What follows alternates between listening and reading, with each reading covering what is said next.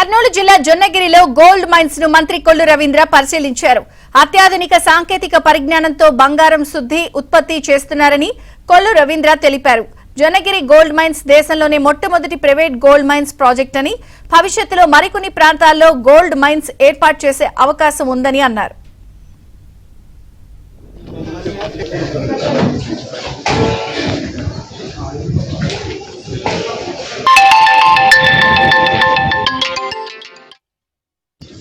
జియో మైసూర్ సంస్థ ఆధ్వర్యంలో ఇక్కడ ప్రొడక్షన్ కి దగ్గరికి వచ్చింది. ఈరోజు అవన్నీ కూడా ఒకసారి పరిశీలన చేయడం జరిగింది.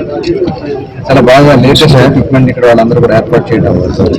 గతంలో నేను హక్కీ గోల్డ్ మైన్ కూడా చూడడం జరిగింది. ఇక్కడికి చాలా డిఫరెన్స్ ఉంటుంది.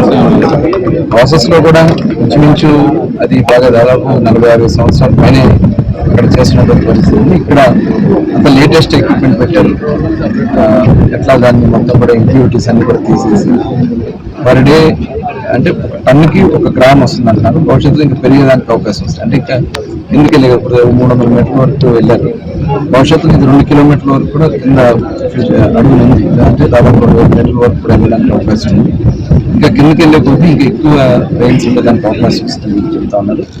ఇప్పటికి per month per day 1 KG average ఇస్తా ఉన్నారు. అంటే పర్ మంత్ 30 కేజీస్ ఇస్తుంది. ఇది భవిష్యత్తులో ఇంక పెరగడానికి అవకాశం ఉంది. దగ్గర 13,000 టన్స్ అవైలబిలిటీ ఉంటుంది ఈ ప్రాంతంలో అని చెప్పి అంచనా ఉంది.